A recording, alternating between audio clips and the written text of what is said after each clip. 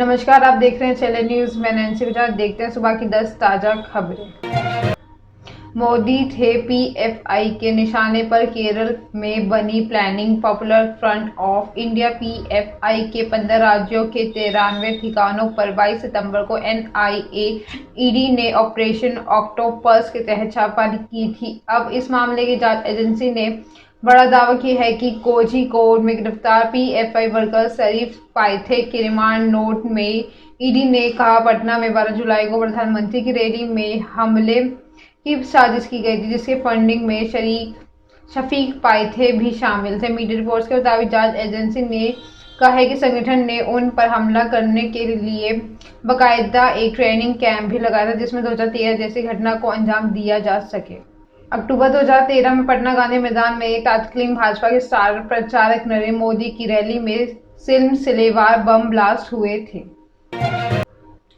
UN में उठी Ukraine में शांति बहाल करने की मांग। अमेरिका, ब्रिटेन और फ्रांस के बाद अब मैक्सिको ने कहा है कि रूस यूक्रेन जंग खत्म कराने के प्रधानमंत्री नरेंद्र मोदी अहम भूमिका निभा सकते हैं। मैक्सिको के विदेश मंत्री मार्सेलो लुइस एब्राड के कासा उबेन ने यूएन ने कहा है कि रूस यूक्रेन के बीच शांति बहाल करने के लिए कमेटी बनाई जानी चाहिए। कमेटी में नरेंद्र मोदी, वेटिकन के पोप फ्रांसिस और यूएन के महासचिव एंटोनियो गुटेरेस को शामिल करना चाहिए। कासोबोन ने कहा है कि यूएन महासचिव एंटोनियो गुटेरेस के प्रयासों को मजबूत करने के लिए मैक्सिको के राष्ट्रपति आंद्रेस ने मैनुअल लोपेज ओब्राडोर की ओर से एक प्रस्ताव रखा हूं कि यूक्रेन वार्ता पर शांति समिति गठन किया जाए। इस समिति के लक्ष्य के वार्ता के लिए नया तंत्र बनाना, दोनों देशों के बीच भरोसा कायम करना और शांति के स्थायी मार्ग खोलने होना चाहिए। मोदी ने समरकंद में शंघाई सहयोग संगठन एससीओ की बैठक में रूसी राष्ट्रपति व्लादिमीर पुतिन से मुलाकात की थी। दोनों के बीच करीब 50 मिनट बातचीत हुई। इस दौरान मोदी ने कहा था कि आज का युग युद्ध नहीं है। आज भी दुनिया और खासकर विकासशील देशों सामने फूड सिक्योरिटी, फ्यूल सिक्योरिटी और उपभोक्ता जैसी बड़ी समस्याएं हैं। उनमें इनके लिए रास्ते निकालने होंगे। आपका भी इन्हें लेकर पहल करनी होगी। मोदी इस बयान का अमेरिका, ब्रिटेन, फ्रांस समेत कई देशों ने स्वागत किया था। पुणे में पीएफआई समर्थकों ने लगाए पाकिस्तान जिंदाबाद के नारे। देश भर में popular front of India PFI कार्यकर्ताओं ने छापेमारी के बाद इस संगठन के समर्थक जगह जगह प्रदर्शन कर रहे हैं। इसी बीच महाराष्ट्र के पुणे ने शुक्रवार को प्रदर्शन के दौरान पाकिस्तान जिंदाबाद के नारे लगाए हैं। इसका वीडियो भी वायरल हो रहा है। हालांकि पुलिस प्रशासन ने इस घटना को सिरे से खारिज कर दिया है। ये वायरल वीडियो की जांच की जा रही है। जानकारी के मुताबिक एनआई की टीम ने महाराष्ट्र के पुणे में पीएफआई के ऑफिस पर छापेमारी की। इस दौरान पीएफआई समर्थक कलेक्टर ऑफिस पहुंचे और विरोध प्रदर्शन करने लगे। मीडिया रिपोर्ट्स के मुताबिक पुलिस ने कुछ लोगों को हिरासत में ले लिया है। इस दौरान वे मौजूद कुछ कार्यकर्ता देश विरोधी नारे लगाने लगे। कांग्रेस के अध्यक्ष पद के लिए नामांकन शुरू। कांग्रेस के अध्यक्ष पद के लिए आज से नामांकन दाखिल करने की प्रक्रिया शुरू हो गई है। यह प्रोसेस 30 सितंबर तक चलेगी। 1 अक्टूबर को नॉमिनेशन की जांच की जाएगी और उसी दिन वैलिड कैंडिडेट्स की लिस्ट जारी की जाएगी। उम्मीदवारी वापस कर लेने की आखिरी तारीख 8 अक्टूबर को। अगर एक अधिक कांग्रेस नेता ने नामांकन दाखिल किया हो तो 17 अक्टूबर को वोटिंग होगी। 19 अक्टूबर को नतीजे आएंगे। कांग्रेस के अध्यक्ष पद के लिए आखिरी बार साल 2000 में चुनाव हुआ था। तब सोनिया गांधी के सामने जितेंद्र प्रसाद थे। सोनिया गांधी करीब 7,444 वोट मिले, लेकिन जितेंद्र प्रसाद को 94 वोटों पर भी सिमट गए। 2000 से सोनिया गांधी के अध्यक्ष बनने पर गांधी परिवार को कोई भी चुनौती नहीं मिली। एचपीएससी में हैशटैग पर बवाल। Haryana public service commission HPSC में हैशटैग को लेकर बवाल शुरू हो गया। राज्यसभा सांसद कांग्रेस नेता रणदीप सुरजेवाला ने एचपीएससी का अटैची आयोग बताया। उन्होंने आयोग द्वारा की जाने वाली भर्तियों में फर्जीवाड़े के लिए कमीशन के चेयरमैन और सदस्यों के खिलाफ आपराधिक मुकदमा दर्ज करने की मांग की। सुरजेवाला ने बताया है कि हरियाणा पब्लिक सर्विस कमीशन ने एक बार फिर नोटिफिकेशन जारी कर कैंडिडेट्स में से कहा है कि 5वें विकल्प के रूप में हैशटैग का विकल्प दिया जाएगा। जो प्रश्न नहीं हल किए तो उनके लिए हैशटैग का विकल्प भरना अनिवार्य होगा। इसके लिए 5 मिनट का अतिरिक्त समय दिया जाएगा। इसके आधे घंटे बाद नोटिफिकेशन बदलकर अतिरिक्त समय देने वाली बात हटा दी जाएगी। सुरजेवाला ने कहा है कि इस हैशटैग वाले 5 विकल्प को अनिवार्य बना दिया जाएगा तो मुन्ना भाइयों का पिछली परीक्षा को लेकर लेन देन बकाया होगा। जिनकी विजिलेंस जांच में बचा लिया गया था, उनका पैसा वापस करना पड़ता है। इसलिए एचपीएससी ने खुद ही अधिसूचना का पालन नहीं किया।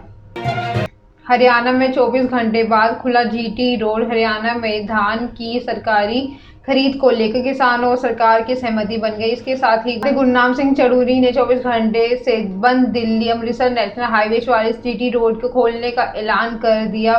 बकायू अध्यक्ष गुरनाम सिंह चड़ूरी से मिलने के लिए कुरुक्षेत्र के डीसी शांतनु शर्मा और एसपी सुरेंद्र सिंह भोरिया शाहबाद पहुंचे।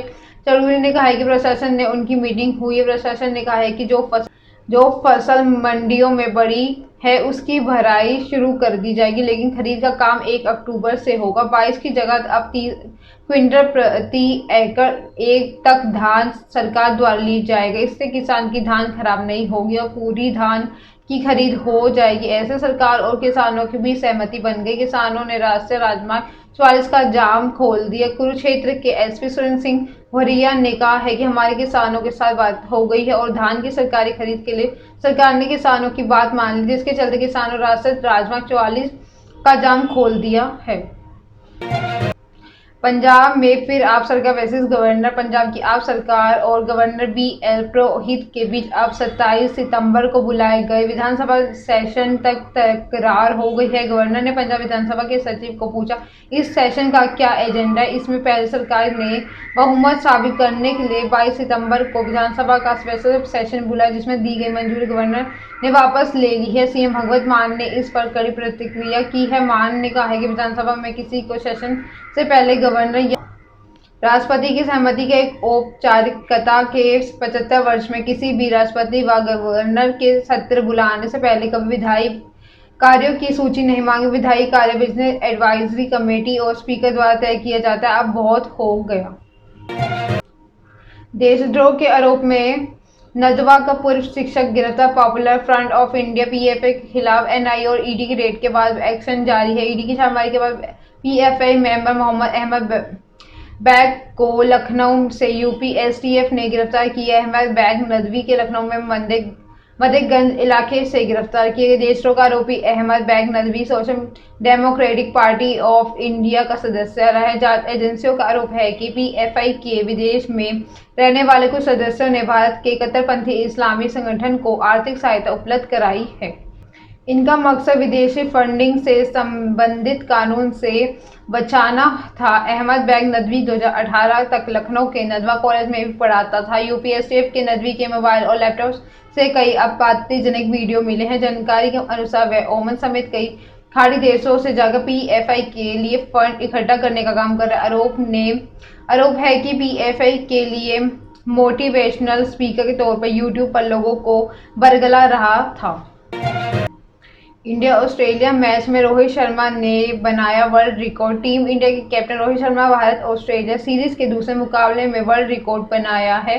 वे T20 इंटरनेशनल में सबसे ज्यादा छक्के जमाने वाले बल्लेबाज बन गए हैं। 35 साल के भारतीय कैप्टन ने न्यूजीलैंड के बल्लेबाज मार्टिन गुप्टिल को पीछे छोड़ा है। शुक्रवार को पहला 6 जमाते हुए वे उनसे आगे निकल गए। मार्टिन गुप्टिल ने 172 6 जमा है। रोहित ने भारतीय पारी में पहले ओवर में जोश हेजलवुड के गेंद पर 2 छक्के जड़े। उन्होंने अपने 46 रनों की पारी में 4 छक्के जमाए। इस मुकाबले को टीम इंडिया ने 6 विकेट से जीता। सीरीज का तीसरा और निर्णायक मुकाबला 25 सितंबर को हैदराबाद में खेला जाएगा। 200 करोड़ मनी लॉन्ड्रिंग केस में एक और खुलासा। 200 करोड़ रुपए में मनी लॉन्ड्रिंग केस में एक्ट्रेस जैकलिन फर्नांडिस की ड्रेस डिजाइनर लिपाक्षी से पूछताछ की गई। रिपोर्टर्स के मुताबिक लिपाक्षी ने सुकेश से 3 करोड़ रुपए लेने की बात स्वीकार की है। लिपाक्षी ने 21 सितंबर को दिल्ली पुलिस के economic offence wing EOW team ने करीब 7 घंटे तक सवाल जवाब किए। टाइम्स नाउ की रिपोर्ट के मुताबिक लिपाक्षी ने बताया है कि सुकेश चंद्रशेखर ने जैकलिन को कपड़े और गिफ्ट देने के लिए 3 करोड़ रुपए दिए थे। हालांकि डिजाइनर ने बताया है कि जैकलिन ने सुकेश की गिरफ्तारी के बाद उससे सारे संबंध खत्म कर दिए।